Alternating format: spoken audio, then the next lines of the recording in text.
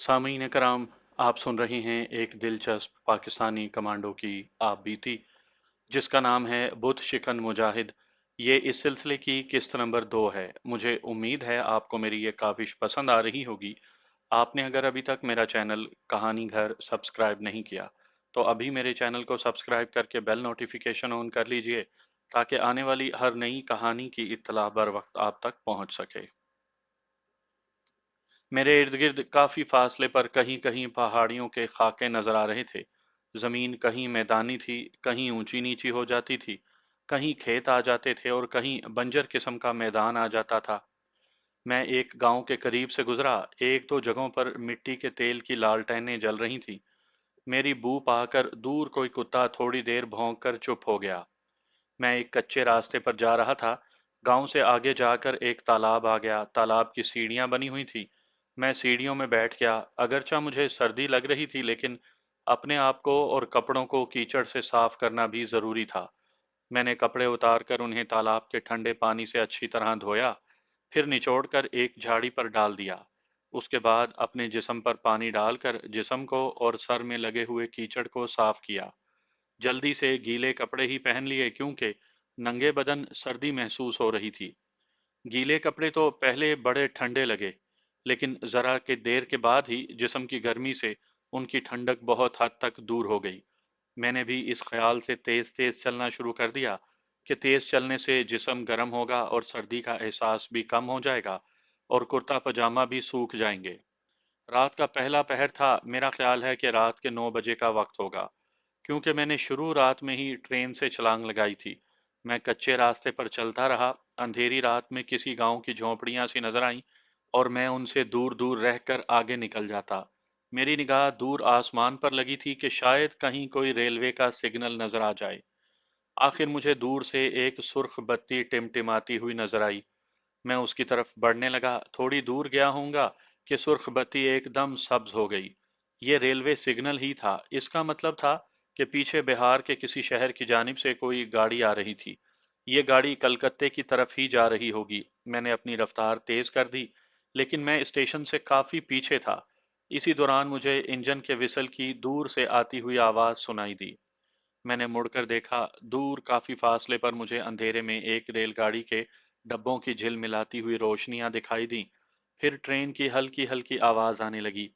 Train आगे की तरफ चली जा रही थी। मैं चलता भी रहा और ट्रेन को दूर से देखता भी रहा। जब ट्रेन रेलवे सिग्नल के नीचे से गुजर गई तो उसकी सबज बत्ती फिर से सुर्ख हो गई।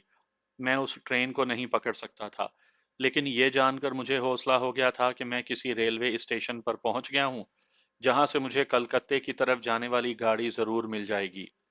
ये एहसास जरूर था कि इस ट्रेन में से कुछ भारतीय फौजी मेरी तलाश में वहां ना आ गए हों, लेकिन इसका इम्कान बहुत कम था। वैसे भी उन लोगों को मेरा हुलिया मालूम नहीं था। मेरा लिबास भी बंगाली था और मैं बंगला जबान भी बोल लेता था। आधे घंटे के बाद मैं एक रेलवे स्टेशन पर आ गया। ये बेरौनक सा देहाती स्टेशन था। जिस ट्रेन को मैंने देखा था वो जा चुकी थी। प्लेटफॉर्म सर्द रात में सुनसान पड़ा था। स्टेशन की ड्योढ़ी में कुछ मुसाफिर जरूर बैठे ऊँग रहे थे, बल्कि सो रहे थे। खद्दर के बंगाली टाइप के कुर्ते पजामे में मुझे सर्दी महसूस हो रही थी, लेकिन मैं तो अपनी तरफ से कलकत्ते जाने के लिए निकला था, जहां इस मौसम में कोट की जरूरत नहीं थी। टिकट घर खुला था। अंदर एक बूढ़ा बिहारी बाबू बैठा ऊँग रहा था। मैंने उससे पूछा कि यहाँ से कलकत्ते को अगली गाड़ी कब जाएगी। उसने नींद भरी आवाज में कहा, रात को 1 बजे जाएगी। मेरे लिए वहां रात के 1 बजाने कयामत बन गए। खाली बेंच पर बैठा तो सर्दी ने बैठने ना दिया। लेट गया तो सर्दी ज्यादा लगने लगी। बस कभी चलकर कभी बैठकर आधी रात गुजार दी। आधी रात के बाद टी स्टॉल खुल गया। मैंने चाय भी पी और इसके साथ 2 बंद मक्खन भी खाए। बड़ी भूख लगी थी। चाय के 2 गिलास पिए तो जिस्म में गर्माइश आ गई। कलकत्ते का टिकट मैंने पहले ही खरीद रखा था। गाड़ी आने में 1 घंटा बाकी था। मालूम हुआ कि ट्रेन लेट है। रात के 2:30 बजे पीछे से एक ट्रेन आकर रुकी। डब्बों में रोशनी हो रही थी। तकरीबन सभी मुसाफिर सो रहे थे। मैं एक कंपार्टमेंट में दाखिल होकर सामान के पास फर्श पर ही बैठ गया। यह गाड़ी अगले रोज दिन के 11 बजे कलकत्ते पहुंची। मेरे ढाका के बंगाली दोस्त हाजी शमसुद्दीन ने मुझे कलकत्ते में अपने एक मुसलमान बंगाली दोस्त का एड्रेस भी दिया था। और कहा था कि मैं उसी के पास जाकर ठहरूं। उसका नाम हाजी फरीद अहमद था और वो बहू बाजार में घड़ियों की मुरम्मत का काम करता था। वहां उसकी अपनी दुकान थी। कलकत्ते में मौसम खुशगवार था। सर्दी बिल्कुल नहीं थी, बल्कि धूप में गर्मी लगती थी। इस शहर में मैं एक दो बार वीजे पर पहले भी आ चुका था। रिक्शा लेकर मैं बहू बाजार आ गया। वहां एक जगह से हाजी फरीद अहमद घड़ी साज का पूछा और उसकी दुकान पर पहुंच गया। एक अधेड़ उम्र का सांवले रंग का दुबला पतला आदमी, सर पर हाजियों वाली सफेद टोपी पहने, आंखों पर मुहद्दब शीशे की ऐनक लगाए, एक घड़ी की मुरम्मत कर रहा था। छोटी सी दुकान थी जिसमें अंदर जाने का रास्ता भी था। शोकेस में घड़ियां पड़ी थी। मुझे अंदर आता देखकर उस आदमी ने ऐनक उतार कर मेरी तरफ देखा। मैंने उसे सलाम किया और कहा कि मैं ढाका से आ रहा हूं और मुझे हाजी शमसुद्दीन ने हाजी फरीद अहमद के पास भेजा है। उसने कहा, मैं ही हाजी फरीद अहमद हूँ, तशरीफ रखें। मैं दीवार के साथ लगे बेंच पर बैठ गया। मैंने मुख्तसर करके उसे अपनी सारी बिपता सुनाई तो वो बड़ा मुतासिर हुआ। कहने लगा, मुझसे जो कुछ हो सका मैं आपके लिए करूंगा। उसने मेरे लिए चाय मंगवाई, फिर दुकान के बाहर खड़े होकर किसी को आवाज दी। एक लड़का साथ वाली दुकान से निकल कर आ गया। हाजी साहब ने उसे बंगला में कहा, यानी बंगाली जबान में कहा, यहाँ दुकान पर बैठो, मेरे मेहमान आए हैं। हाजी साहब मुझे लेकर अपने फ्लैट पर आ गए, जो दुकान के पहलू में एक गली में वाक़या था। उन्होंने मुझे खाना खिलाया, उसके बाद चाय मंगवाई और कहने लगे, तुमने धर्मू और मुखिया जिन दो हिंदू बंगालियों के नाम बताए हैं और जो एड्रेस तुम्हें शमसुद्दीन ने लिख कर दिया है, ये जगह जराइम पेशा लोगों का गढ़ है। मैं तुम्हें अकेले वहां जाने का मशवरा नहीं दूंगा। इस वक्त कलकत्ते में मुक्ति बहानी वाले बेशुमार पंजाबी और बिहारी मुसलमान लड़कियां बांग्लादेश से अगवा करके लाए हैं और उन्हें इधर उधर बेच रहे हैं। मुझे एक दिन की मोहलत दो। मैं अपने असरो रसूख से तुम्हारी बीवी का खोज लगाने की पूरी कोशिश करूंगा। हाजी फरीद अहमद का मशवरा मुझे हर हालत में कबूल करना पड़ा, क्योंकि मैं अकेला एक अजनबी शहर में अजनबी लोगों से वो सब कुछ मालूम नहीं कर सकता था जो हाजी फरीद मालूम करने की पोजीशन में था। दोपहर के बाद हाजी फरीद अहमद मुझे अपने फ्लैट में छोड़कर अपनी मुहिम पर निकल गया। शाम हो रही थी जब वो वापस आया। मैंने धड़कते हुए दिल के साथ पूछा, कुछ पता चला? वो मेरे सामने बैठ गया। उसका चेहरा बता रहा था कि हालात गैर मुवाफिक हैं। कहने लगा, मैंने अपने खास जरिए से मालूम किया है कि तुमने अपनी बीवी का जो हुलिया और नाम बताया है, उस हुलिये और उस नाम की औरत इस वक्त कलकत्ते में नहीं। मेरा दिल बैठने लगा। मैंने बड़ी मुश्किल से अपने आप को संभालते हुए पूछा, तो फिर वो कहाँ है? हाजी फरीद अहमद सब कुछ मालूम करके आया था। कहने लगा, मेरे आदमी को खुद मुखिया ने बताया है कि इस होलिये और इस नाम की पंजाबी औरत को उन्होंने मोहम्मदपुर के एक मकान से अगवा किया था और उसे कमलावती नाम की एक औरत खरीद कर अपने साथ बर्दवान ले गई है। ये औरत कौन थी? मैंने खुश्क लबों पर जबान फेरते हुए पूछा। हाजी फरीद अहमद ने नफी में सर हिलाते हुए कहा, मैं उसे तो नहीं जानता, लेकिन मुखिया ने मेरे आदमी को यही बताया है कि कमलावती बर्दवान से आई थी।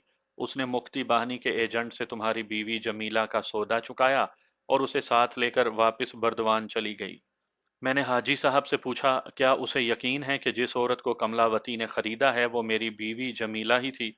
हाजी साहब बोले, मेरे आदमी ने खास तौर पर यह सवाल मुखिया से पूछा था, जिसके जवाब में उसने कहा था कि उस पंजाबी औरत ने अपना यही नाम बताया था। मैं सर्द आह खींच कर रह गया। दिमाग माऊफ हो रहा था। खून खोल रहा था। कभी मैं शिद्दत जज्बात से अपनी मुट्ठियां भींच लेता, कभी मेरा जिस्म बिल्कुल सुन्न हो जाता। मैंने हाजी साहब से कहा, मैं मुखिया नाम के आदमी से खुद मिलना चाहता हूं ताकि मेरी तसल्ली हो जाए कि जिस औरत को उन्होंने कमलावती के हाथ फरोख्त किया है वो मेरी बीवी जमीला ही थी। हाजी साहब ने कहा, मैं तुम्हें इसका मशवरा नहीं दूंगा, लेकिन तुम अपनी तसल्ली जरूर करना चाहते हो तो मैं तुम्हें मुखिया का अड्डा बता देता हूँ। वहां जाकर तुम उससे मिल लो। लेकिन तुम शरीफ आदमी हो और वहां सभी जराइम पेशा लोग होते हैं। वहां शराब भी बिकती है और बुरे किरदार की औरतें भी आती जाती हैं। मैंने कहा, आप मुझे मुखिया के अड्डे का पता बता दें। एक बार मैं उस शख्स से जरूर मिलना चाहूंगा। हाजी फरीद अहमद मेरी तरफ देखने लगे। बोले, वहां तैश में आकर कोई ऐसी वैसी हरकत ना कर बैठना। ये तुम्हारे दुश्मनों का मुल्क है और इन जराइम पेशा लोगों को इलाके की पुलिस की पूरी पूरी हिमायत हासिल है। मैंने कहा, मैं इस किस्म की कोई हरकत नहीं करूंगा, आप मुतमईन रहें। हाजी फरीद अहमद ने मुझे मुखिया के अड्डे का पूरा एड्रेस बता दिया। और मैं शाम का अंधेरा फैलते ही ट्राम में बैठकर उस तरफ रवाना हो गया। मुखिया का अड्डा कलकत्ते के एक गुंजान आबादी वाले महल्ले की बोसीदा सी तंग गली में था। मुझे हाजी फरीद अहमद ने मुखिया का हुलिया बता दिया था।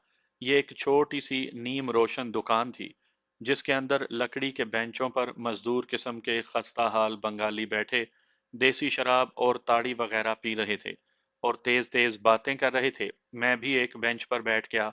एक बंगाली लड़का मेरे पास आकर बोला, क्या पियोगे बाबू? ये उसने बंगला जबान में पूछा था। मैंने बंगला में कहा, मुझे अड्डे के मालिक मुखिया दादा से मिलना है। क्या वो इस वक्त यहाँ है? लड़के ने कहा, मेरे साथ आओ। लड़के के अंदाज से मालूम होता था कि वो इससे पहले भी लोगों को मुखिया दादा के पास लेकर जाता रहा है। मैं ज़हन में एक मंसूबा बनाकर आया था। लड़का मुझे एक कोठड़ी में ले गया जहां पंखा चल रहा था। एक बॉडी बिल्डर टाइप का बंगाली बनियान और निकर पहने खाट पर एक औरत को लिए बैठा था। सामने लोहे की तपाई पर शराब की बोतल और गिलास पड़ा था। लड़के ने बंगला में कहा, दादा ये तुम्हें मिलने आया है, नया गाहक मालूम होता है। खाट पर बैठे हुए मुखिया दादा ने मुझे घूर कर देखा और औरत को पीछे हटाते हुए बोला, कौन हो, कहाँ से आए हो? मैं लोहे की कुर्सी पर बैठ गया। मैंने बंगला में कहा, दादा मेरा नाम मदन लाल है, मैं जमशेदपुर से माल खरीदने तुम्हारे पास आया हूँ। तुम जमशेदपुर में क्या करते हो? मैंने कहा, अपना अड्डा चलाता हूँ, सुना है बॉर्डर पार से कुछ माल आया है, अगर दिखा दो तो अभी सौदा चुका दूंगा। इसके साथ ही मैंने कुर्ते की जेब में से 100 के 4 नोट निकाल कर मुखिया दादा की तरफ बढ़ा दी और बंगला में ही कहा, ये मेरी तरफ से नजराना स्वीकार करें, माल पसंद आ गया तो बाकी रकम इसी वक्त चुका दूंगा। 100 के नोट देखकर मुखिया का चेहरा खिल उठा।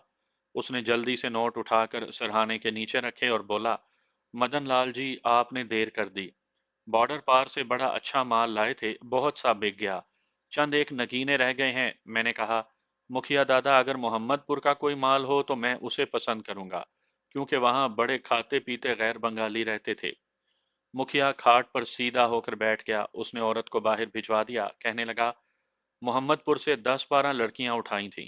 ये साले मुक्ति बहानी वाले बड़ा तंग करते थे, उन्हें भी काफी रकम देनी पड़ती थी। इस वक्त जो माल बाकी बचा है वो मेरे अड्डे पर नहीं। उन औरतों की तस्वीरें हमने लेकर कॉपी में लगाई हुई हैं ताकि एजेंटों को दिखा सकें। आप तस्वीरें देखकर पसंद कर लें। उसने दीवार में बनी हुई अलमारी खोलकर एक पुरानी कॉपी निकाली और उसे खोलकर मेरे सामने रख दिया। कॉपी में मुख्तलिफ औरतों की पासपोर्ट साइज की ब्लैक एंड वाइट तस्वीरें लगी हुई थीं। उन तस्वीरों से साफ जाहिर हो रहा था कि औरतों को जबरदस्ती कुर्सी पर बिठाकर तस्वीरें उतारी गई हैं। एक फोटो में तो उस आदमी का बाजू भी नजर आ रहा था जिसने बदनसीब औरत को पकड़ रखा था। मैं बेताब नजरों से तस्वीरों को देखने लगा। एक तस्वीर पर नजर पड़ते ही मेरे दिल की धड़कन एकदम तेज हो गई। मैंने आंखें बंद कर लीं। दोबारा आंखें खोलकर फोटो को देखा। यह मेरी बीवी जमीला की फोटो थी। उसके सर पर दुपट्टा नहीं था, बाल बिखरे हुए थे, चेहरे पर मुर्दनी छाई हुई थी। मैंने बड़ी मुश्किल से अपनी आवाज को काबू में रखते हुए कहा, मुझे ये औरत अच्छी लगती है। मुखिया ने आगे झुककर मेरी बीवी जमीला की फोटो देखी और हंसकर बोला, बाबू तुमने देर कर दी, ये माल तो बर्दवान की एक औरत कल ही खरीद कर ले गई है। ये औरत हमने मोहम्मदपुर ही से उठाई थी, और फोटो देख लो। उसने एक और औरत की फोटो पर उंगली रखकर कहा, इसे हमने गुलिस्तान के इलाके की एक कोठी से उठाया था, किसी अफसर की बीवी है। ये माल अभी तक मेरे पास है, कहो तो अभी चलकर दिखा दूं? मैंने कॉपी बंद करते हुए कहा, मुखिया जी मैं कल इसी वक्त आऊंगा और जो माल बच गया है उसे देख लूंगा, लेकिन मुझे ये औरत पसंद आ गई है। तुम अगर मुझे बर्दवान वाली औरत का नाम पता बता दो तो मैं उसको ज्यादा पैसे देकर इस औरत को खरीदने की कोशिश करूंगा। मुखिया कहने लगा, वो औरत बड़ी तजर्बाकार पुरानी नायिका है, वो उसे आगे कभी नहीं बेचेगी। उसको तो सोने का अंडा देने वाली मुर्गी मिल गई है। मैंने कहा, दादा तुम उस औरत का नाम पता बता दो, मैं एक कोशिश जरूर करना चाहता हूँ। वो कॉपी को बंद करते हुए कहने लगा, उस औरत का नाम कमलावती है। बुर्दवान कभी पहले गए हो? नहीं, मैं पहले वहां कभी नहीं गया। तो फिर ऐसा करो, मुखिया कान खुजाते हुए बोला, बुर्दवान के स्टेशन के पीछे कस्टम घाट नाम की बस्ती है। उस बस्ती में किसी पान सिगरेट वाले की दुकान से कम्मो बाई का पूछ लेना, वो तुम्हें उसका घर बता देगा। मैं उठ खड़ा हुआ। मुखिया दादा तुम्हारा धन्यवाद, मुखिया मुझे बाहर तक छोड़ने आया, कहने लगा, बर्दवान से वापस आकर मुझे जरूर मिलना, मैं तुम्हें और भी बड़ा अच्छा माल दिखाऊंगा। अभी तो उधर से ताजा माल आने वाला है।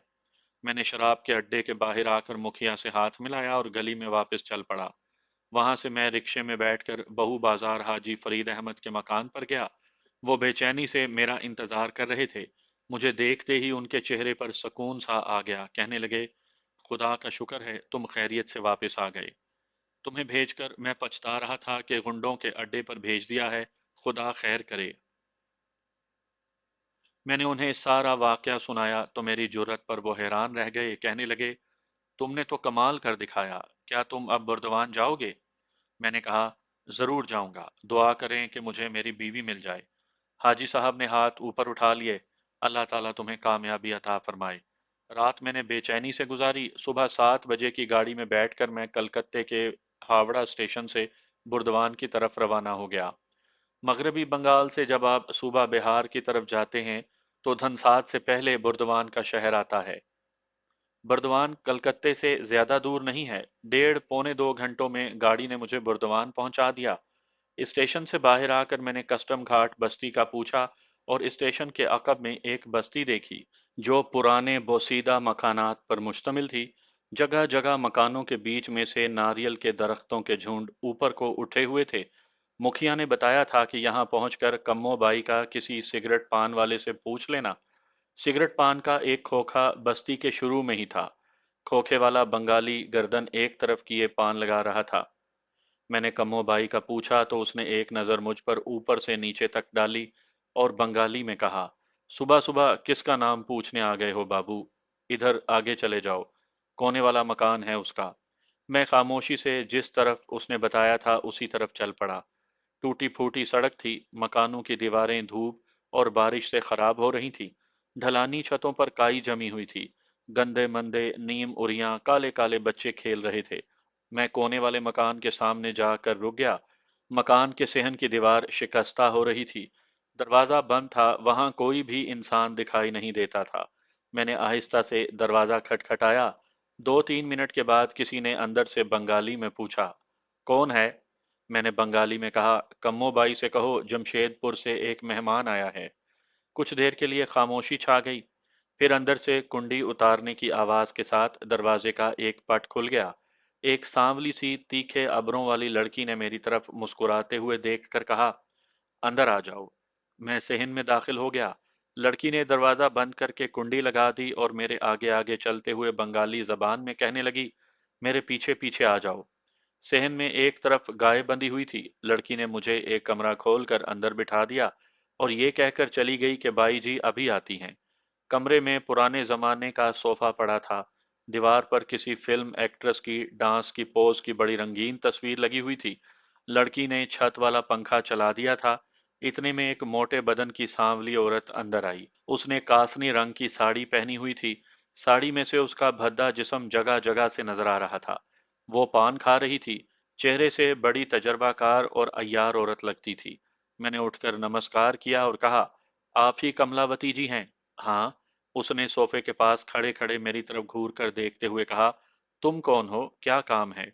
वो बंगला जबान में बोल रही थी। मैं भी बंगला बोल रहा था। मैंने कहा, बाई जी मैं जमशेदपुर से आया हूँ, मेरा नाम मदन लाल है। इसके साथ ही मैंने जेब में हाथ डालकर 100-100 रुपए के 2 नोट निकालकर उसको पेश करते हुए कहा, जल्दी में आपके लिए मिठाई वगैरह नहीं खरीद सका, ये मेरी तरफ से कबूल करें। कम्मोबाई ने फौरन नोट पकड़ लिए और उन्हें ब्लाउज के अंदर डालते हुए मुस्कुराई और मेरे सामने सोफे पर बैठ गई। अब उसका लहजा बड़ा शीरीं हो गया था। कहने लगी, तुम बंगाली नहीं लगते। मैंने कहा, जी हाँ बाई जी, मैं बिहारी हूँ मगर बंगाल में भी बड़ी देर रह चुका हूँ। कमोबाई ने बड़े जोर से किसी का नाम लेकर आवाज दी। वो ही सांवली लड़की आ गई। बाई ने कहा, कोई जल पान ले आ। फिर मेरी तरफ मुतवज्जा होकर कहने लगी, आप दिन के वक्त आए हैं, इस वक्त मैं आपकी ज्यादा खिदमत नहीं कर सकती। अक्सर लड़कियां अपने अपने घरों में जा चुकी हैं। मैंने कहा, मैं तो सिर्फ एक लड़की से मुलाकात का ख्वाहिशमंद हूँ। साथ ही मैंने जेब से 100 रुपए का एक नोट निकाल कर उसको पेश कर दिया। कमलाबाई ने जल्दी से नोट लेकर ब्लाउज के अंदर डाल लिया और पूछा, कौन सी लड़की?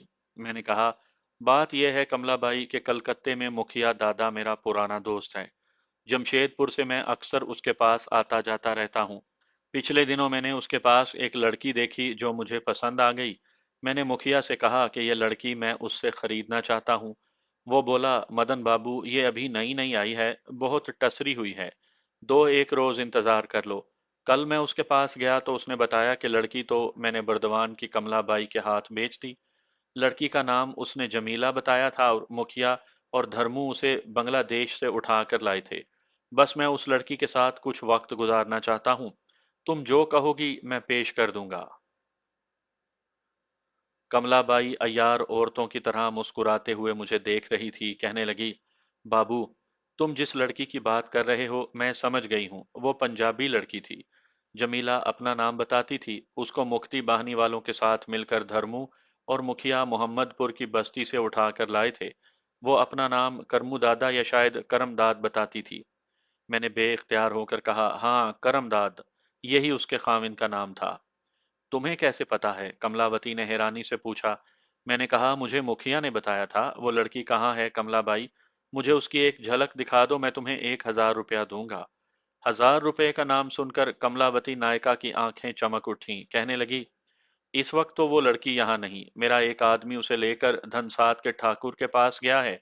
दो एक दिन में आ जाएगी। तुम मेरे मकान पर ही ठहरो, मेरे पास लड़कियों की कमी नहीं। ये सुनकर मेरे तन बदन में आग लग गई। मेरा जी चाहा कि उस औरत की एक ही झटके से गर्दन तोड़ दूं, मगर मैं बेबसी की हालत में था। मैंने पूछा, मुझे धनसाद के ठाकुर का पता बता दो, मैं खुद वहां चला जाऊंगा। कमलावती ने ताज्जुब के साथ कहा, अरे दादा, तुम्हें वहां जाने की क्या जरूरत है? वहां जाओगे तो ठाकुर के आदमी तुम्हारी तिक्का बोटी कर देंगे। तुम यहीं ठहरो। मेरा आदमी जमीला को लेकर कल नहीं तो परसों आ जाएगा। फिर तुम उसके साथ रात बसर कर लेना। सांवली लड़की चाय और कुछ मिठाई ले आई। मैं अजीब तजब्जुब में पड़ गया। दिल में बार बार एक उबाल सा उठता था कि अभी गाड़ी में बैठकर धनसाद जाऊं और ठाकुर को कत्ल करके जमीला को वापस ले आऊं। मगर कमलाबाई ने मुझे ठाकुर का एड्रेस बताने से साफ इनकार कर दिया था। कहने लगी, ये हमारा असूल नहीं है कि एक औरत को किसी के पास भेजें और फिर उसके पीछे किसी दूसरे आदमी को रकम लेकर भेज दें। चाय का हर घूंट मुझे जहर लग रहा था। दिमाग में एक ही ख्याल गर्दिश कर रहा था, क्या करूं क्या ना करूं। आखिर चारों नाचार मुझे यही फैसला करना पड़ा कि बर्दवान में मैं कमलावती के घर पर ही ठहर जाऊं और जमीला की वापसी का इंतजार करूं। कमलाबाई ने मेरे पास दौलत देख ली थी। उसने मेरी आओ भगत शुरू कर दी। दोपहर को खूब तरकारियां और मछली वगैरह बनवाई। शराब भी ला कर दी। मैंने कहा, मैं शराब नहीं पीता। हैरान होकर बोली, तुम कैसे तमाशबीन हो?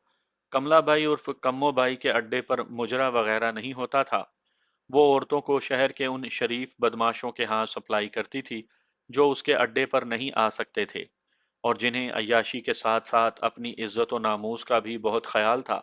वो पुलिस को महाना अदा करती थी, इसलिए बेफिक्र होकर ये धंधा कर रही थी। शाम के वक्त बाहर दो तीन रिक्शा बारी बारी आकर रुके। उनमें से मैंने कुछ साड़ी वालियां लड़कियां उतरकर तेजी से कमलावती के मकान की तरफ आती देखी। मैं खिड़की से हटकर चारपाई पर बैठ गया। मेरा दिल अपनी बीवी जमीला के ख्याल से बोझल हो रहा था।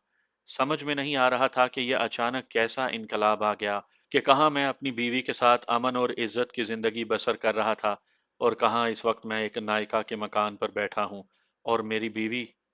इससे आगे मैं ना सोच सका। इससे आगे मैं कोई तसव्वुर अपने जहन में नहीं ला सका। मैं उठकर बेचैनी से कमरे में टहलने लगा। कमलाबाई अचानक अंदर आ गई। कहने लगी, मदन बाबू, खाना नहीं खाओगे? आओ मेरे साथ। और उसने बड़ी अदाए खास के साथ मेरा हाथ अपने हाथ में लिया और मेरे साथ लग कर मुझे कमरे से निकाल कर दूसरे कमरे में ले गई, जहां जमीन पर दरी बिछी हुई थी और दस्तरखान पर खाना लगा था। दो लड़कियां पहले से वहां रेशमी साड़ियों में मलबूस बैठी थीं। उन्होंने एक साथ मुझे हाथ जोड़कर नमस्कार किया। मैंने बड़ी मुश्किल से अपने चेहरे पर मुस्कुराहट लाते हुए नमस्कार किया और दस्तरखान पर बैठ गया। हम खाना खाने लगे। खाने पर बंगला और उर्दू दोनों में बातें होती रहीं। एक लड़की का रंग जरा खिलता हुआ था, वो बंगाली नहीं लगी थी। वो उर्दू भी साफ बोल रही थी। कमलाबाई ने उसकी तरफ इशारा करते हुए मेरी तरफ झुककर कहा, ये लड़की तुम्हारे देश की है, बिहारन है, पढ़ी लिखी है, अंग्रेजी भी बोल लेती है, मैं इसे तुम्हारे पास भेजूंगी। और फिर बेशर्मी से मुस्कुराते हुए लड़की की तरफ देखकर बोली, अरियो परमीला, तुम्हें मदन बाबू कैसे लगते हैं? परमीला ने शर्माते हुए कहा, अच्छे लगते हैं। मुझे ये सब कुछ एक डरावने ख्वाब की तरह लग रहा था। मेरा ज़हन बार बार अपनी बीवी जमीला की तरफ जाता था कि वो धनसाद में किसके पास होगी, उसके साथ क्या गुजर रही होगी, वो क्या सोच रही होगी, कहीं वो खुदकुशी ना कर ले। ज़हन में तरह तरह के परेशान कर देने वाले ख्यालात आते रहे। मैं खाना जहर मार करके अपने कमरे में आ गया। रात गुजरती जा रही थी, नींद मुझसे कोसों दूर थी। दिमाग आतिश फिशां पहाड़ के लावे की तरह दहक रहा था। कभी चारपाई पर बैठ जाता, कभी उठकर टहलने लगता। इतने में दरवाजे पर किसी ने आहिस्ता से दस्तक दी। मैंने पूछा, क्या बात है? दूसरी तरफ से किसी औरत ने उर्दू में कहा, मैं हूँ प्रमीला, दरवाज़ा खोलें, मुझे आपसे एक ज़रूरी बात करनी है। ये वही लड़की थी जिसका तारुफ दस्तरखान पर कमलाबाई ने मुझसे करवाया था। वो धीमी आवाज में बोल रही थी। मैंने दरवाजा खोला तो वो जल्दी से आकर मेरी चारपाई पर बैठ गई। कहने लगी, दरवाजा बंद कर दें। मैंने दरवाजा बंद कर दिया और कुर्सी खींचकर उसके सामने बैठ गया। क्या बात करनी है तुम्हें? लड़की ने मुस्कुराते हुए कहा, इतनी जल्दी भी क्या है मदन बाबू? मैंने कहा, मुझे सख्त नींद आ रही है, मैं सोना चाहता हूँ। जल्दी बताओ, तुम मुझसे क्या बात करने आई हो? लड़की एकदम संजीदा हो गई। कहने लगी, तुमने सुबह कमलाबाई के साथ जमीला नाम की पंजाबी लड़की के बारे में जो बातें की थीं, वो सारी मैंने सुन ली थी। मुझे बताओ, क्या सचमुच तुम उस लड़की से मोहब्बत करने लगे हो? मैं मोहतात हो गया। मैंने संभल कर कहा, तुम ये क्यों पूछ रही हो? वो बोली, इसलिए, एक तो तुम हिंदू हो, मेरे वतन के हो, दूसरे लड़की पंजाबी है और मुसलमान है। तुम्हें उसका इतना ख्याल क्यों है कि तुम उसकी खातिर कलकत्ते से यहाँ आ गए हो और उसके साथ एक रात बसर करने के 1,000 रुपए तक देने को तैयार हो? मैंने यूं ही कह दिया कि मुझे वो लड़की पसंद आ गई थी। परामीला ने कहा, सिर्फ पसंद आ जाने से कोई मर्द किसी लड़की की खातिर शहर छोड़कर दूसरे शहर नहीं पहुंच जाता। मेरे दिल में अचानक ख्याल आया कि इस लड़की से जमीला के बारे में मजीद मालूमात हासिल हो सकती हैं। मुमकिन है इसे धनसाद शहर के उस ठाकुर का पता मालूम हो जिसके पास कमलाबाई ने जमीला को भेजा हुआ है। मैंने कहा, तो फिर यूं ही समझ लो कि मैं उस पंजाबी मुसलमान लड़की से मोहब्बत करने लगा हूँ। मैं उसकी एक झलक देखने को बेचैन हूँ। क्या तुम मुझे धनसाद के ठाकुर का पता बता सकती हो कि कहाँ है? मैं धनसाद जाकर उस मुसलमान लड़की की सिर्फ एक झलक देखकर वापस आ जाऊंगा। पर अमीला मेरी तरफ देखती हुई शरारती अंदाज में मुस्कुरा रही थी। जब मैंने अपनी बात खत्म की तो कहने लगी, क्या तुम सचमुच उस मुसलमान लड़की से इतना प्यार करते हो? मैंने कहा, मैं उसके साथ इससे भी ज्यादा प्यार करता हूँ। पर अमीला कहने लगी, अगर तुम वाकई उस लड़की से इतना प्यार करते हो तो तुम्हें यह बताना मैं अपना फर्ज समझती हूँ कि वो पंजाबन लड़की जिसका नाम जमीला है और जिसे कमलाबाई ने कलकत्ते के मुखिया से खरीदा था और मुखिया जिसे बांग्लादेश की मोहम्मदपुर की बस्ती से उठा कर लाया था, धनसाद किसी ठाकुर के यहाँ नहीं गई। मैं हैरान होकर प्रामीला का मुंह देखने लगा। तो फिर तो फिर वो कहाँ है? प्रामीला जल्दी से उठकर बंद दरवाजे के पास गई। उसने कान लगाकर बाहर कुछ सुनने की कोशिश की। फिर एकदम से कुंडी उतार कर दरवाजा खोल दिया और बाहर झांक कर देखा। बाहर कोई नहीं था। उसने दरवाजा बंद करके कुंडी लगा दी और चारपाई पर आकर बैठ गई। कहने लगी, जमीला को कमलाबाई ने श्री राज के आदमियों के हाथ 10,000 रुपए में बेच दिया है और श्री राज के आदमी जमीला को लेकर दिल्ली चले गए हैं। ये एक और धमाका था जो एटम बम की तरह मेरे दिमाग में हुआ। मैं बुत बनकर बैठा था और परामीला जो कुछ कह रही थी उसे सुन रहा था। वो कह रही थी, श्रीराज दिल्ली का एक ऊंचे दर्जे का मॉडर्न बदमाश है। उसके पास किराए के कातिल भी हैं और निहायत ऊंचे दर्जे की हसीन और जमील मॉडर्न तालीम याफ्ता तवाइफ लड़कियां भी। उन लड़कियों को वो भारतीय सरकार के बड़े बड़े अफसरों के यहाँ भारी मुआवजे पर सप्लाई करता है और अपनी पसंद के ठेके और टेंडर मंजूर करवाता है। भारत के सियासतदान और बड़े बड़े कारोबारी इदारों के मालिक अपने कारोबार और सियासी हरीफों को कत्ल करवाने या हमेशा के लिए गायब करवाने में श्री राज की खुफिया मदद हासिल करते हैं। श्री राज इसके एवज लाखों रुपयों का मुआवजा वसूल करता है। पुलिस को सब कुछ मालूम है मगर वो उसको हाथ नहीं डाल सकती क्योंकि श्री राज के हाथ बड़े लंबे हैं। दिल्ली के पुलिस कमिश्नर से लेकर बड़े बड़े सियासी लीडर उसके दोस्त हैं और उससे खौफ खाते हैं। आप बताओ, क्या तुम उस पंजाबन लड़की जमीला को श्रीराज के खतरनाक चुंगल से निकाल सकोगे? कभी नहीं। उसका कभी भूल कर भी दिल में ख्याल ना लाना। श्रीराज के आदमी इंसान को यूं कत्ल करते हैं जैसे इंसान मक्खी और चींटी से भी हकीर हो। परामीला ने आगे बढ़कर मेरे गले में बाहें डाल दी और प्यार से कहा, मैं भी खूबसूरत हूँ। जमीला तो नई नई इस धंधे में आई है। जितनी मोहब्बत मैं तुम्हें दूंगी, वो लड़की नहीं दे सकती थी। मेरे जिस्म में एक तूफान सा मचा हुआ था। खून में हिजानी कैफियत थी। अगर ये लड़की सच कह रही थी, तो फिर जमीला एक ऐसे माफिया के जाल में फंस गई थी, या फंसने वाली थी, जहां से उसे निकालना जान जोखों का काम था, और जहां से उसे निकालने के लिए मुझे सर धड़ की बाजी लगानी थी। मैंने परामीला से पूछा, क्या तुम सच कह रही हो? वो बोली, मुझे झूठ बोलने की क्या जरूरत है भला? ये सारा सौदा मेरी आंखों के सामने हुआ था। बेचारी लड़की जमीला रो रही थी, मगर उसकी किसे परवाह थी? वहां श्रीराज के आदमियों ने उसे पसंद कर लिया था, शायद इसलिए भी कि वो यहाँ की लड़कियों में सबसे ज्यादा खूबसूरत थी, और उसका जिस्म भी बड़ा सडोल था। मैंने परामीला का हाथ अपने हाथ में ले लिया और कहा, परामीला, अगर मुझे यकीन हो जाएगा कि जमीला नाम की लड़की को वाकई कमलाबाई ने श्रीराज के आदमियों के हाथ फरोख्त कर दिया है, तो मैं उसकी याद को हमेशा के लिए अपने दिल से निकाल दूंगा, और तुम्हें अपनी महबूबा बना लूंगा। परामीला ने मेरे बालों में प्यार से उंगलियां फेरते हुए कहा, अब मैं तुम्हें कैसे यकीन दिलाऊं कि जिस लड़की को श्रीराज के एजेंट खरीद कर ले गए हैं, वो तुम्हारे मुखिया दादा की जमीला ही थी। मैं कुछ कहने लगा था कि परामीला एकदम उछल सी पड़ी। कहने लगी, अगर मैं तुम्हें जमीला की तस्वीर दिखा दूं तो क्या फिर तुम्हें यकीन आ जाएगा? मैंने कहा, क्या तुम्हारे पास उसकी तस्वीर है? वो चारपाई से उठते हुए बोली, कमलाबाई की आदत है कि उसके अड्डे पर जो नई लड़की आती है वो उसकी एक तस्वीर उतरवा कर जरूर अपने एल्बम में लगा कर रख लेती है। मैं अभी तुम्हें उसकी तस्वीर लाकर दिखाती हूँ। वो जल्दी से चप्पल पहनकर कमरे से निकल गई। उसके जाने के बाद मैं सर पकड़कर बैठ गया। या अल्लाह, ये सब कुछ क्या हो रहा है? क्या ये अजाब भी मेरी किस्मत में लिखा था? ए खुदा, तू गफूरुर रहीम है। मेरे गुनाह माफ कर दे। मेरी आंखों में आंसू आ गए। मैं रोने लगा। बड़ी मुश्किल से मैंने जब्त किया। कुर्ते के दामन से आंसू पहुंचे और संभल कर बैठ गया। इतने में परामीला वापस आ गई। उसके हाथ में छोटे साइज की एक फोटो थी। उसने दरवाजा बंद कर दिया और तस्वीर मेरे सामने करके बोली, मदन लाल बाबू, यही है ना तुम्हारी प्यारी जमीला?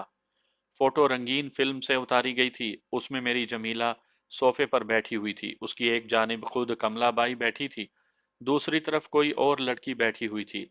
दोनों ने जमीला को जैसे दरमियान में जकड़ रखा था। दोनों औरतें मुस्कुरा रही थीं, जबकि मेरी बीवी जमीला के चेहरे पर हवाइयां उड़ी हुई थीं। उसकी आंखों में स्याह हल्के पड़ गए हुए थे।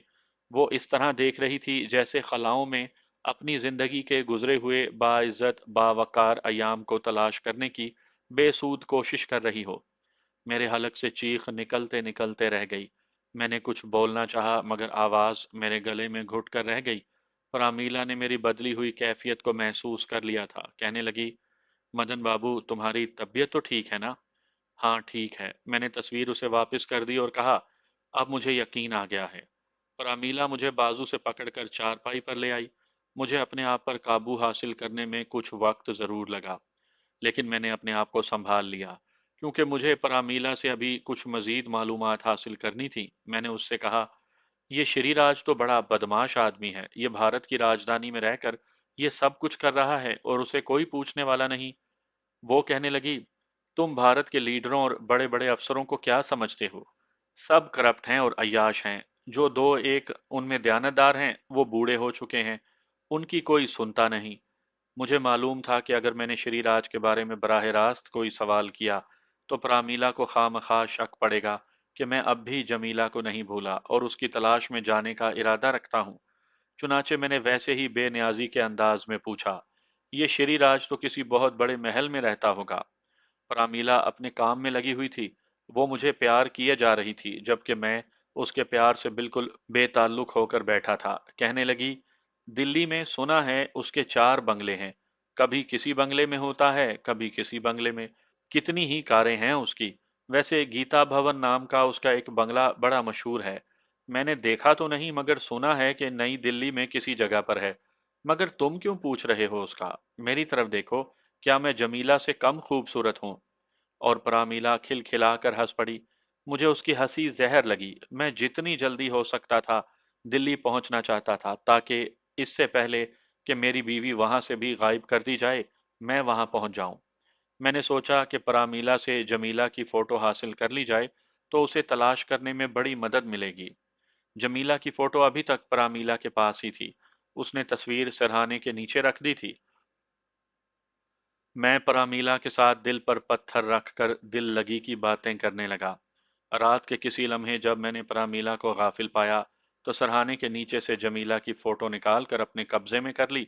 अब मेरा वहां कोई काम नहीं था। उस वक्त रात का 1 बज रहा था। परामीला चारपाई पर बेसुध होकर गहरी नींद सो रही थी। बत्ती जल रही थी। मैं दिन निकलने का इंतजार नहीं कर सकता था। चुनाचे मैंने अपना लिबास दुरुस्त किया और दरवाजा खोलकर खामोशी से बाहर निकल गया। बर्दवान शहर की इस बस्ती पर गहरी खामोशी छाई हुई थी। बाजार में कोई दुकान खुली हुई नहीं थी।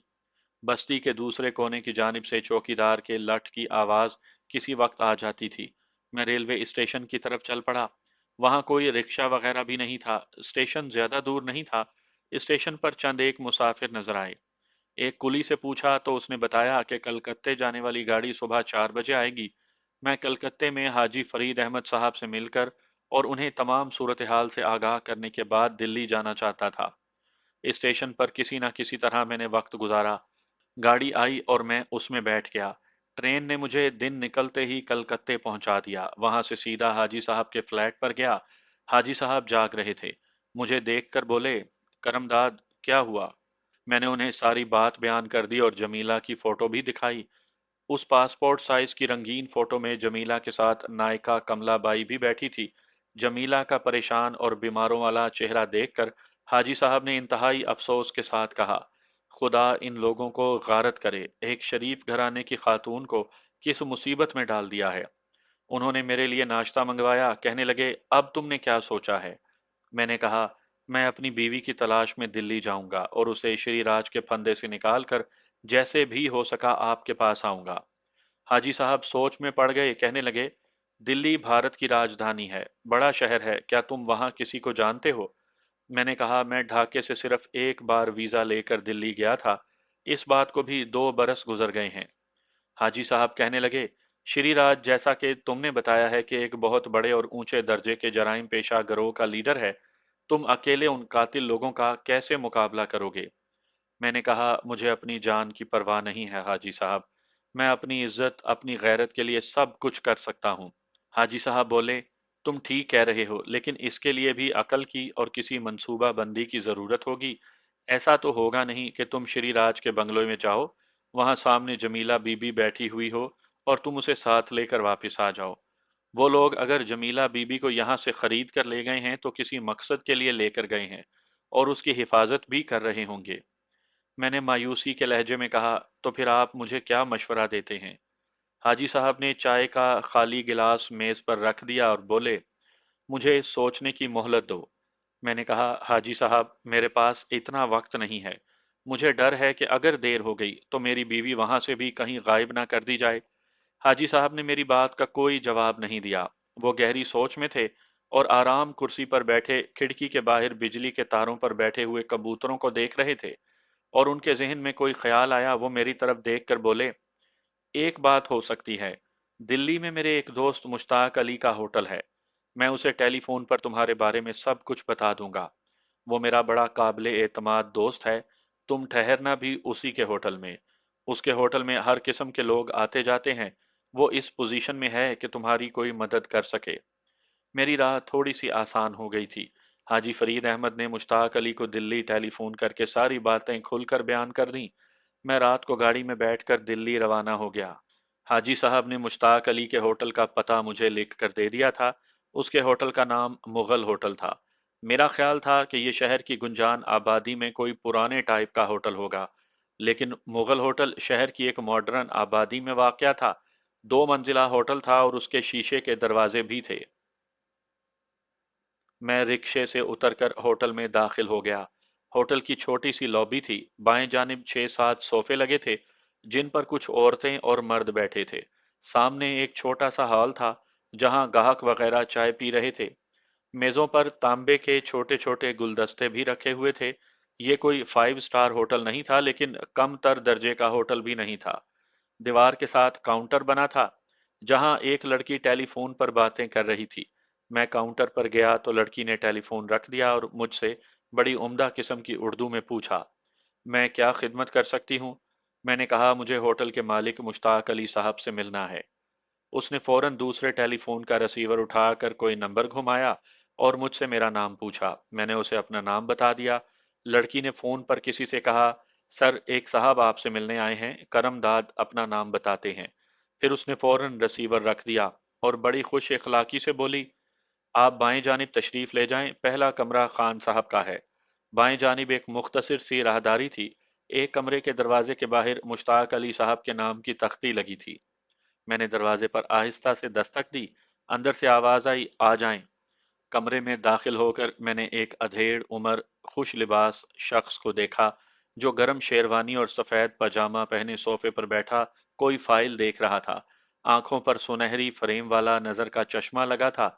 चश्मा उतार कर उसने मेरी तरफ देखा। मैंने सलाम किया तो उसने उठकर मेरे साथ हाथ मिलाया। मैंने अपना नाम बताया। कहने लगा, तशरीफ रखें। हाजी फरीद ने मुझे टेलीफोन पर आपकी सारी दर्द भरी दास्तान सुना दी थी। मुझे सुनकर बहुत दुख हुआ। ये मशरकी पाकिस्तान का इज्तमाही अलमिया है। हम भारत के मुसलमानों को दोहरा सदमा हुआ है। बहरहाल आप फिक्र ना करें, मुझसे जो कुछ हो सका आपके लिए ज़रूर करूंगा। आप फिलहाल अपने कमरे में जाकर आराम करें, शाम को तफसील के साथ आपसे बातें होंगी। मुश्ताक अली बड़ी अच्छी उर्दू बोल रहा था। वो खास दिल्ली शहर का रहने वाला था। मुझे उसकी बातों से काफ़ी हौसला हुआ। बैरे ने मुझे एक कमरे में पहुंचा दिया। वहां मेरी ज़रूरत का हर सामान मौजूद था। मैंने गर्म पानी से गुस्ल किया। 2 जोड़े खद्दर के मैं अपने साथ लाया था। मैंने नई खद्दर की बंगला टाइप की कमीज और पजामा पहन लिया, मगर मुझे एक कोट या सदरी की ज़रूरत महसूस हो रही थी, क्योंकि दिल्ली में अभी सर्दी पड़ रही थी। मैंने बैरे से पूछा कि सिले सिलाए गर्म कपड़े मुझे कहाँ से मिल सकते हैं। उसने एक मार्केट का एड्रेस बताया। मैं रिक्शा लेकर मार्केट में गया। पैसे मेरे पास मौजूद थे। मैंने एक जर्सी और एक गर्म कोट खरीदा और वापस होटल में आ गया। शाम के वक्त मुश्ताक अली खुद मेरे कमरे में आ गए। कहने लगे, आप बाजार कुछ चीज़ें खरीदने गए थे? मैंने कहा, जी हाँ, एक कोट और जर्सी खरीदनी थी। वो सोफे पर बैठते हुए बोले, मियाँ, आप पाकिस्तानी हैं, आपके पास यहाँ का कोई वीज़ा भी नहीं, आपको ज़्यादा बाहर नहीं निकलना चाहिए। आजकल पुलिस इदारा, मिलिट्री की इंटेलिजेंस वाले मशरकी पाकिस्तान से फरार होने वाले आर्मी जवानों और सिविलियन की तलाश में फिर रहे हैं। मैं नहीं चाहता कि आप किसी दूसरी मुसीबत में फंस जाएं। मुश्ताक अली साहब ने बड़ा सही मशवरा दिया था। मैं अपनी बीवी की परेशानियों में ये भूल ही गया था कि मैं पाकिस्तानी हूं और जंगी कैदियों की ट्रेन से फरार हुआ हूं। मैंने कहा, आप दुरुस्त कह रहे हैं, मैं आइंदा इस बात का ख्याल रखूंगा। वो रुमाल से ऐनक का शीशा साफ करते हुए कहने लगे, हमारा श्री राज के गैंग से बराह रास्त कोई ताल्लुक नहीं, लेकिन मैं एक दो ऐसे आदमियों को जानता हूं जिनका इसी जराइम पेशा गिरोह के लोगों से मिलना जुलना है। उनमें से एक आदमी को मैंने फ़ोन किया था, मगर वो घर पर नहीं था। मैंने कह दिया है कि वो आए तो उसे मेरे पास भेज दें। ये आदमी मुसलमान है, लेकिन श्री राज की सीआईडी का ख़ास आदमी है। मैंने कहा, कहीं वो श्री राज को खबर तो नहीं कर देगा? मुश्ताक अली बोले, ऐसी बात नहीं है। वो मेरी वजह से ऐसा कभी नहीं करेगा। वैसे भी वो कलमा गो है और पाकिस्तान से मोहब्बत करता है। अच्छा, ये बताएं कि भावजा साहिबा यानी आपकी बीवी का हुलिया कैसा है? मैंने कहा, मेरे पास उसकी फ़ोटो है। ये तो बहुत अच्छा है, मुझे दिखाएंगे? मैंने ब्रीफ केस में से जमीला की फ़ोटो निकाल कर दे दी। वो उसे गौर से देखने लगे। मैंने उंगली रख कर बताया कि ये मेरी बदनसीब बेगम जमीला है। मुश्ताक अली बड़ी दर्दमंदी से बोले, खुदा करे कि ये मुसलमान खातून आपके पास वापस आ जाए। मशरकी पाकिस्तान में गैर बंगालियों के साथ बड़ा ही जुल्म हुआ है। उन्होंने जमीला की फ़ोटो मुझे वापस कर दी और कहा, इसे आप अपने पास संभाल कर रखें, ज़रूरत पड़ने पर मैं आपसे ले लूँगा। दूसरी बात मुझे तुम्हें यह कहनी थी कि तुम अपना लिबास तब्दील कर लो तो ज़्यादा बेहतर है। बंगालियों वाला लिबास तुम्हें किसी नई मुसीबत में ना फंसा दे।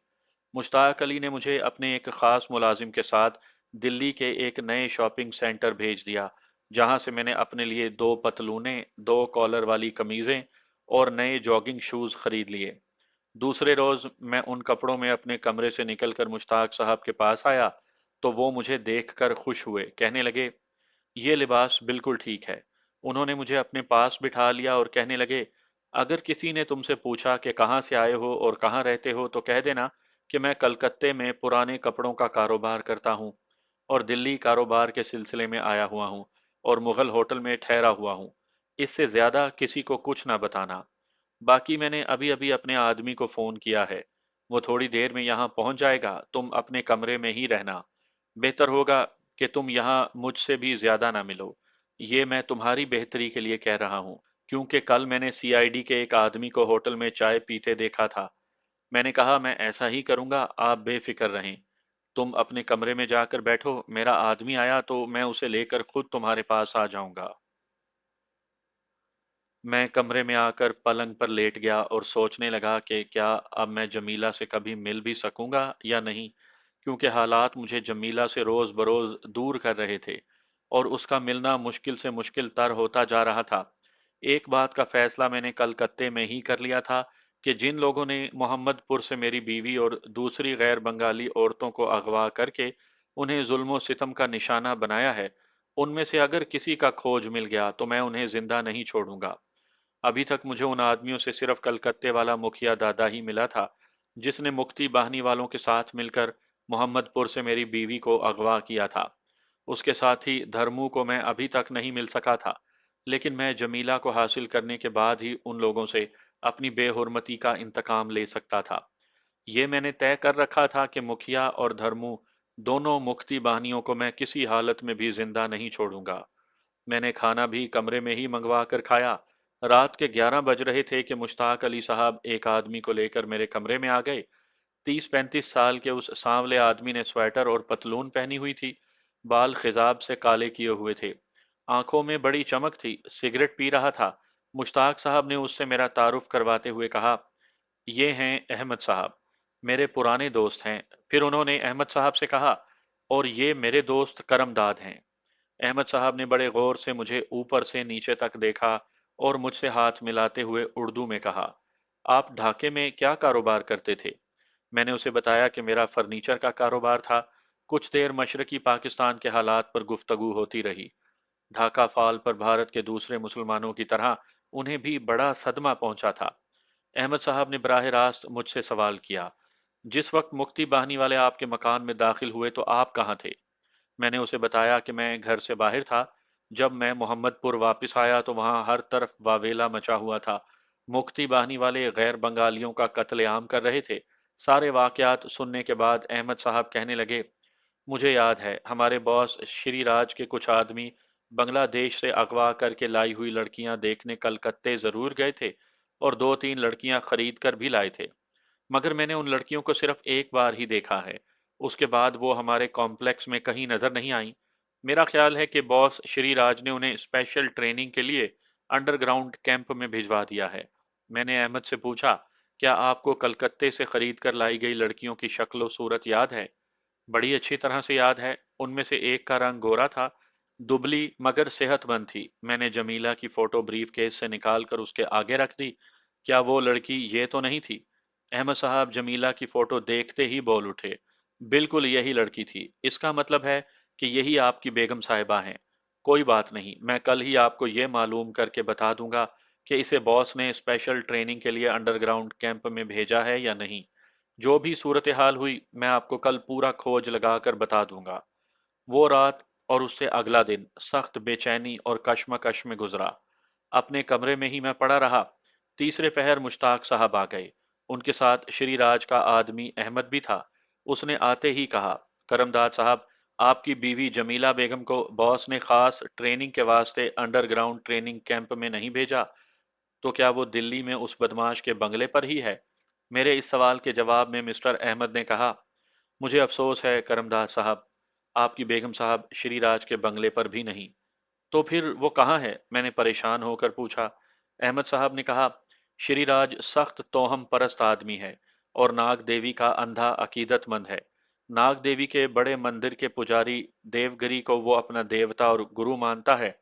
2 रोज पहले नाग देवी के बड़े मंदिर के पुजारी और श्री राज के गुरुदेव पुजारी देवगिरी उसके यहाँ आए हुए थे। उन्होंने आपकी बीवी जमीला को वहां देख लिया और श्री राज से कहा कि ये लड़की तो आकाश की अप्सरा है, इसे हमारे हवाले कर दो। हम उसे नाग मंदिर की देवदासी बनाएंगे। और श्री राज ने आपकी बीवी जमीला को गुरुदेव के हवाले कर दिया, जो उसे लेकर अपने चेले चांटों के साथ नाग देवी के मंदिर जा चुका है। मेरे सामने एक और ज्वालामुखी का दहाना खुल गया था। मुश्ताक अली ने अहमद साहब से पूछा, क्या तुम्हें यकीन है कि जो लड़की श्री राज ने अपने गुरुदेव के हवाले की है वो करमदाद की बेगम जमीला ही थी? अहमद साहब बोले, जिस औरत की तस्वीर करमदाद साहब ने मुझे दिखाई है, अगर वो करमदाद साहब की बेगम है तो फिर यकीन करें कि यही औरत श्री राज ने अपने गुरुदेव के हवाले की है।